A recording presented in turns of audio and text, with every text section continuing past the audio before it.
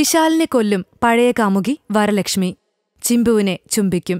ഏറ്റവും മികച്ച വില്ലത്തിക്കുള്ള പുരസ്കാരം ആദ്യമായി സ്വന്തമാക്കിയത് ശരത് കുമാറിന്റെ മൂത്തമകൾ വരലക്ഷ്മി. അവാർഡ് ലഭിച്ച വേദിയിലേക്ക് സ്വന്തം അമ്മയെ ക്ഷണിക്കുക മാത്രമല്ല, തനിക്ക് ലഭിച്ച സ്വർണ്ണപ്പതക്കം അമ്മയുടെ കഴുത്തിലണിഞ്ഞ് വമ്പൻ കയ്യടി വാങ്ങിയ വേദിയിൽ വെച്ചാണ് അവതാരകൻ വരലക്ഷ്മിയോട് ഒരു കുസൃതി ചോദ്യം ചോദിച്ചത്.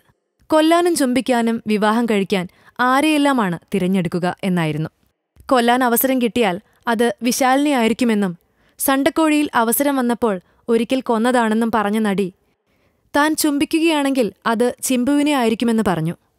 അടുത്ത ഓപ്ഷൻ വിവാഹത്തിൻ്റെതായിരുന്നു.